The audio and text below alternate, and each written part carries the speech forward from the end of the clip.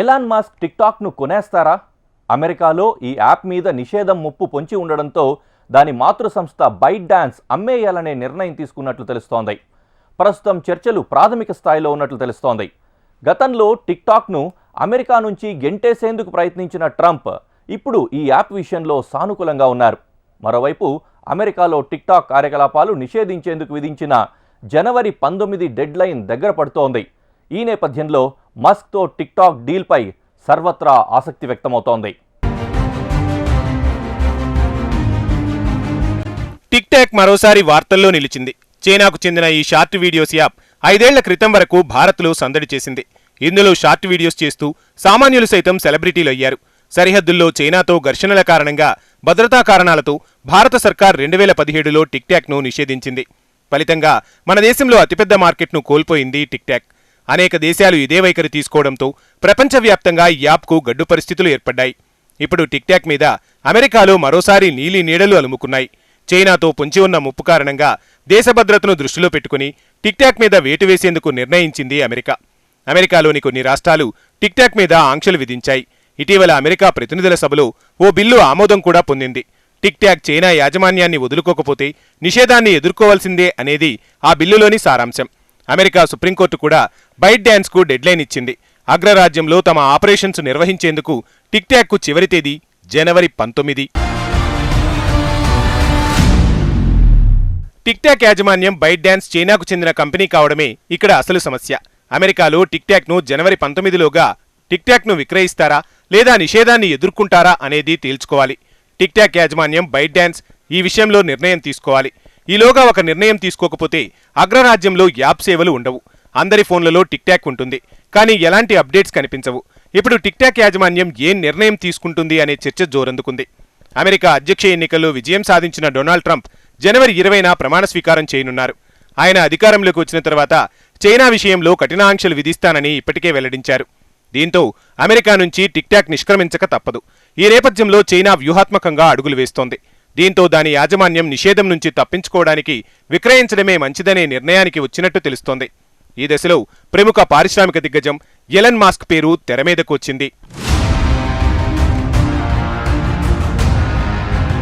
America కాబోయే అధ్యక్షుడు Donald ట్రంప్తో Elon మస్క్కు మంచి సంబంధాలున్నాయి. పైగా ట్రంప్ ప్రభుత్వంలో ఆయన కీలక బాధ్యతలు చేపట్టే అవకాశం కూడా ఉంది. చైనాలో టెస్లా కంపెనీ కార్యకలాపాల నేపథ్యంలో అక్కడి కమ్యూనిస్టు ప్రభుత్వంతో కూడా మస్క్ సత్సంబంధాలు కలిగి ఉండటం కలిసి వచ్చే అంశమనే చెప్పాలి. అమెరికాలో టిక్టాక్కు 150 మిలియన్ల యూజర్లు ఉన్నారు. క్రియేటర్లు, యూజర్ల ద్వారా మంచి వ్యాపారం జరుగుతోంది. ఒకవేళ నిషేధం విధిస్తే ఈ క్రియేటర్లు ఇతర ప్లాట్ఫామ్స్ అయిన యూట్యూబ్, ఇన్స్టాగ్రామ్స్ వైపు మళ్లే అవకాశం ఉంది. ఈ వ్యాపారం కోల్పోవడం టిక్టాక్కు ఇష్టం లేదు. అందుకే అమెరికాలోని టిక్టాక్ ఆపరేషన్స్ను ఎలన్ మస్క్కు అమ్మేందుకు టిక్టాక్ ప్రతినిధులు చర్చలు జరుపుతున్నట్లు వార్తలు వెలువడ్డాయి.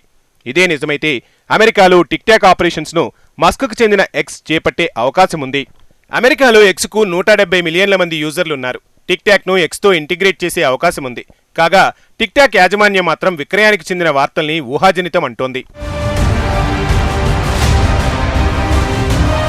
అమెరికాలోని ప్రజాప్రతినిధులు చైనాకు చెందిన కంపెనీ బైట్ డాన్స్ నిర్వహణలోని టిక్టాక్ యాప్పై ఆందోళన వ్యక్తం చేస్తున్నారు.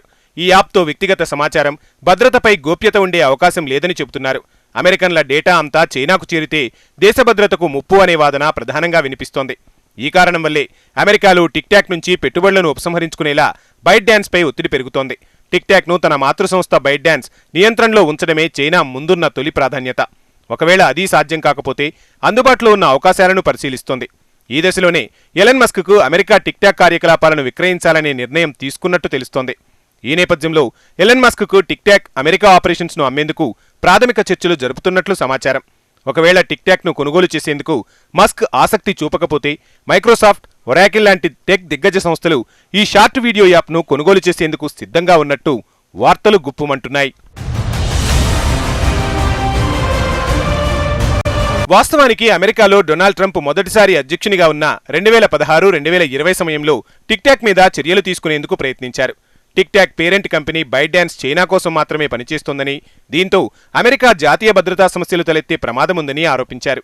ఏదైనా అమెరికా కంపెనీ టిక్టాక్ను కొనుగోలు చేయాలని, కావాలంటే ప్రభుత్వం కూడా వాటా కొనుగోలు చేస్తుందని సూచించారు. అప్పట్లో ట్రంప్ రిపబ్లికన్స్తో పాటు విపక్ష డెమోక్రాట్స్ కూడా నిషేధానికి మొగ్గు చూపించారు. అమెరికాలో టిక్టాక్ వ్యాపారాన్ని వదులుకోవాలని ఆదేశాలు జారీ చేసిన న్యాయస్థానాల్లో ఎదురైన చిక్కులతో అది సాధ్యం కాలేదు. ట్రంప్ 2020 అధ్యక్ష ఎన్నికల్లో ఓటమి చెందిన తర్వాత డెమోక్రాట్స్ అభ్యర్థి జో బైడెన్ ప్రెసిడెంట్ పదవి చేపట్టారు. అయితే ఆయన ట్రంప్ కంటే ఒక అడుగు ముందుకేసి టిక్టాక్ యాప్ను నిషేధిస్తూ ఒక చట్టం తీసుకొచ్చారు. అయితే ఈ చట్టానికి వ్యతిరేకంగా టిక్టాక్ పేరెంట్ కంపెనీ అమెరికా సుప్రీంకోర్టులో పిటిషన్ వేసింది. ఈ పిటిషన్ విచారణ చాలా కాలంగా కొనసాగుతూనే ఉంది. అయితే ఈ దశలో డొనాల్డ్ ట్రంప్ స్వరంలో మార్పు వచ్చేసింది. తాజా ఎన్నికల్లో గెలిచి మరోసారి అధ్యక్షునిగా బాధ్యతలు చేపట్టనున్న ట్రంప్ టిక్టాక్ నిషేధంపై మాట మార్చారు. ఈ యాప్ మీద నిషేధం విధిస్తూ తీసుకొచ్చిన చట్టంపై ఆయన సుప్రీంకోర్టులో పిటిషన్ వేశారు. జనవరి 20న తాను అధ్యక్ష పదవి చేపట్టేంత వరకు టిక్టాక్ మాతృసంస్థ బైట్ డాన్స్ ని చైనా విక్రయించకపోతే దాన్ని నిషేధించకుండా స్టే విధించాలని ఆయన లీగల్ టీం కోర్టును కోరింది. ఈ కేసులో కొన్ని కొత్త కోణాలు, క్లిష్ట పరిణామాలు చోటు చేసుకున్నాయి. వీటిని పరిగణిస్తూ నిషేధం గడువుపై స్టే విధించాలని, తద్వారా తదుపరి కార్యాచరణకు తగిన సమయం లభిస్తోందని కోర్టును కోరుతున్నామని ట్రంప్ తరపున లాయర్లు పిటిషన్లో పేర్కొన్నారు. టిక్టాక్ పై నిషేధం విధిస్తూ ఫేస్బుక్ లాభం పొందుతుందని ట్రంప్ గత ఏడాది ఆరోపించారు. ట్రంప్ 2020 ఎన్నికల్లో ఓడిపోయాక ఆయన అనుచరులు 2021 జనవరి 6న అమెరికా క్యాపిటల్ భవనంపై దాడులు చేశారు. ఈ చర్యలకు ట్రంపే కారణమంటూ ఫేస్బుక్, ఇన్స్టాగ్రామ్ ఆయనపై నిషేధం విధించాయి.